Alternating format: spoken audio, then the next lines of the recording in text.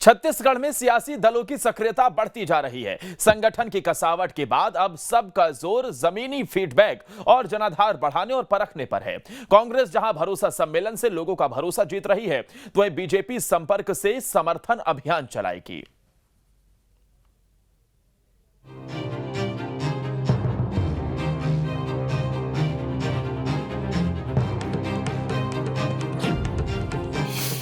छत्तीसगढ़ में अब जनाधार का इम्तिहान।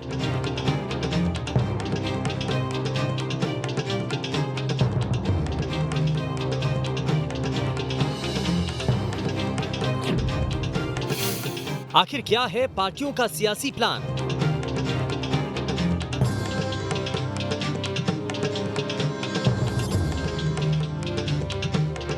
जैसे जैसे चुनाव की घड़ी करीब आ रही है, वैसे वैसे प्रदेश का सियासी पारा चढ़ता जा रहा है। पहले सबका जोर संगठन की कसावट पर था, अब जमीनी परीक्षा देने पर है। आप सोच रहे होंगे कि आखिर जमीनी इम्तिहान के क्या मायने हैं? तो दरअसल अब दोनों ही दल बड़ी बड़ी सभाओं के जरिए ये परखने में जुटे हैं कि आखिर जनता का उन्हें कितना समर्थन मिल रहा है। इसके लिए कई कार्यक्रम भी चल रहे हैं। मसलन कांग्रेस भरोसा सम्मेलन कर रही है। बस्तर में एक भरोसा सम्मेलन हो चुका है। पाटन में दूसरा भरोसा सम्मेलन हो रहा है। तो उधर बीजेपी संपर्क से समर्थन अभियान चला रही है। लोगों से सीधा संवाद किया जा रहा है ताकि जनाधार बढ़ सके। यानी दोनों ही दलों का ध्यान अब सिर्फ मैदानी तैयारियों पर है। भारतीय जनता पार्टी पूरी तरीके से जनता के संपर्क में है और कांग्रेस का संपर्क जनता से टूट चुका है। इसीलिए बीजेपी महासंपर्क अभियान कर रही है, लेकिन कांग्रेस अपनी पार्टी के लोगों में ही उलझ के रह गई है। मुख्यमंत्री भूपेश बघेल जी का लोकप्रिय चेहरा है, छत्तीसगढ़िया चेहरा है। सरकार के जन कल्याणकारी योजनाएं हैं जिससे प्रदेश के किसान, नौजवान, महिलाएं खुशहाल हुई है। यहाँ की कला, संस्कृति, परंपरा, तीज त्योहार पुनर्जीवित हुआ है।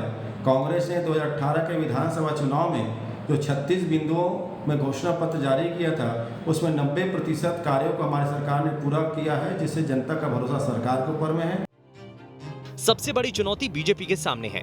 वो इसीलिए क्योंकि बीजेपी का वोट शेयर लगातार गिर रहा है। आंकड़ों पर गौर करें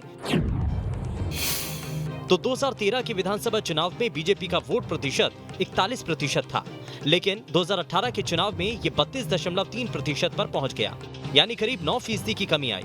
इसी तरह लोकसभा चुनाव में बीजेपी की सीटें कांग्रेस से भले ही ज्यादा आई हों, लेकिन वोट के मामले में कांग्रेस ही फायदे में रही।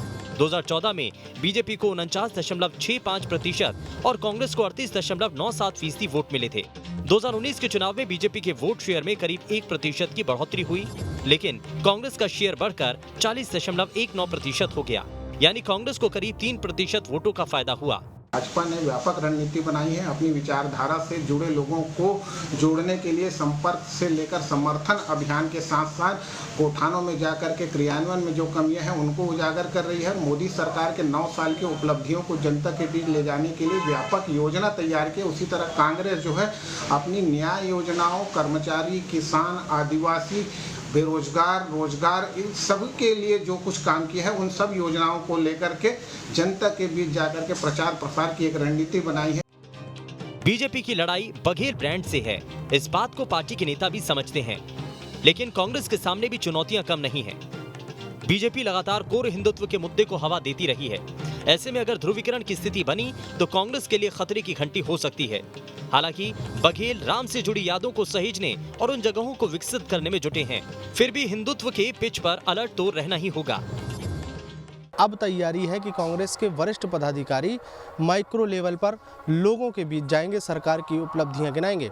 बीजेपी भी अलग अलग जिलों में, अलग अलग मंडलों में बैठक और शिविर के माध्यम से कार्यकर्ताओं को रिचार्ज करने का काम करेंगे। लेकिन अब बारी जनता की है और जनता को तय करना है कि प्रदेश में किस पार्टी ने क्या मेहनत की, प्रदेश के लोगों के लिए क्या काम किस पार्टी ने किया है, ये निर्णय जनता का है। वीडियो जर्नलिस्ट प्रमोद देवांगन के साथ अंकुश शर्मा, न्यूज स्टेट मध्य प्रदेश, छत्तीसगढ़। खबर तो यह है कि टिकट का फॉर्मूला निर्णायक होगा। टिकट को लेकर असंतोष रोकना बड़ी चुनौती होगी। जो ज्यादा एकजुट रहेगा उसकी राह आसान होगी। और इसी के साथ एक छोटा सा ब्रेक। आप देखते रहिए न्यूज स्टेट।